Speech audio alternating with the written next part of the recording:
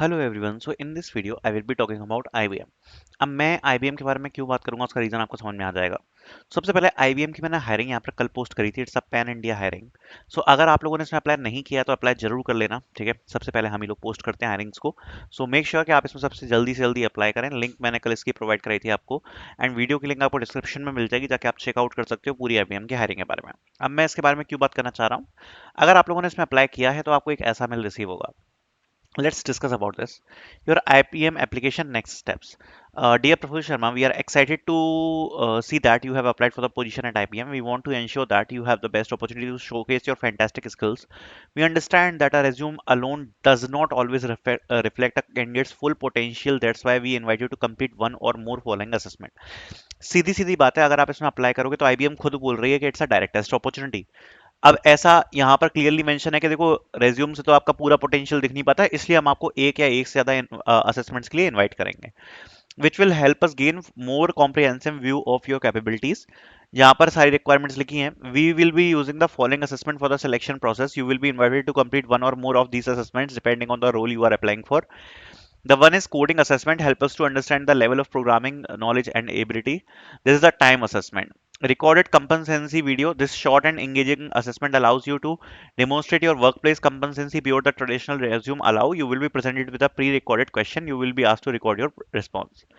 And English language assessment. Evaluate your English skills and competencies. This is a time assessment. ठीक है।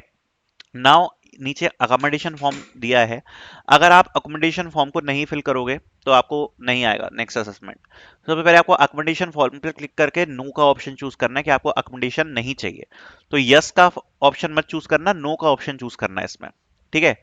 Then बात कर लेते हैं इसके बारे में, जरा असेसमेंट्स के बारे में। तो देखो, सबसे पहले इन लोगों ने क्लियरली मेंशन कर दिया है कि जो आईबीएम एएससी की हायरिंग है, इसमें जो असेसमेंट्स हैं वो आने वाले हैं आप लोगों को, ठीक है। अभी आई थिंक विद इन शायद या तो दिवाली के बाद आ जाएंगे या जब भी आए, ठीक है। तो सबसे पहले यहाँ पर कोडिंग असेसमेंट होगा। अब ये कोडिंग असेसमेंट में क्या है आपका, जनरली इस कोडिंग असेसमेंट में या तो आपका ये 45 मिनट्स का होता है या ये 60 मिनट्स का होता है। दो ही टाइप के असेसमेंट यहाँ पर आईबीएम लेती है। अगर ये 45 मिनट्स वाला हुआ तो इसमें केवल और केवल एक कोडिंग क्वेश्चन आएगा, ठीक है।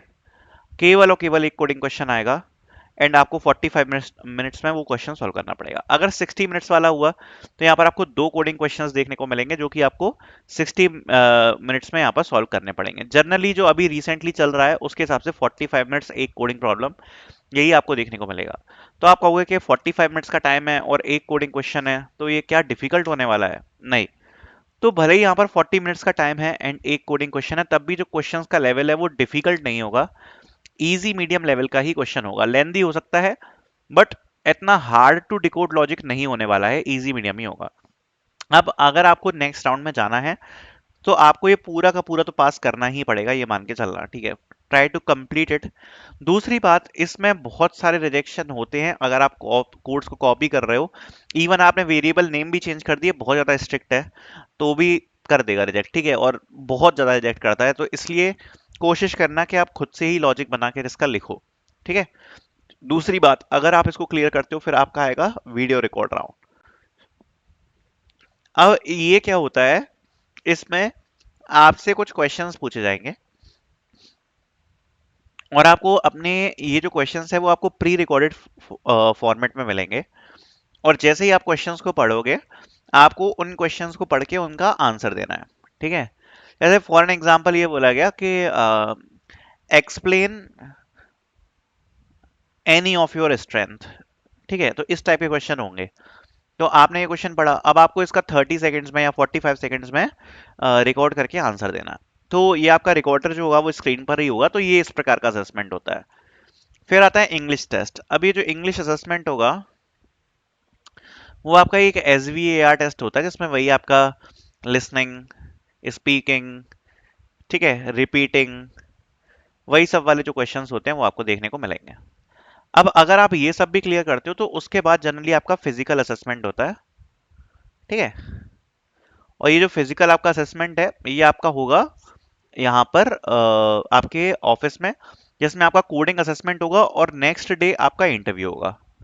कोडिंग के नेक्स्ट डे आपका इंटरव्यू यहाँ पर शेड्यूल होगा, ठीक है। तो ये यहाँ पर प्रोसेस रहता है। बाकी आईबीएम का टेस्ट किस तारीख को है तो मैं सबसे पहले क्लियर कर देता हूँ। तो आईबीएम के जो डेट्स है टेस्ट की, वो यहाँ पर 23rd रखी गई है, and that is for on campus 2026। तो अभी आईबीएम ने ऑन कैंपस भी हायरिंग अनाउंस करी है 2026 बैच के लिए, जो कि 23rd को होने वाली है। और इसका जो असेसमेंट है वो 23rd को यहाँ पर होने वाला है 2026 बैच के लिए। सो आई एम होपिंग कि शायद जो 2025 बैच है उसका भी इसी की डेट के आसपास होने वाला है। ठीक है, thank you so much for watching this video.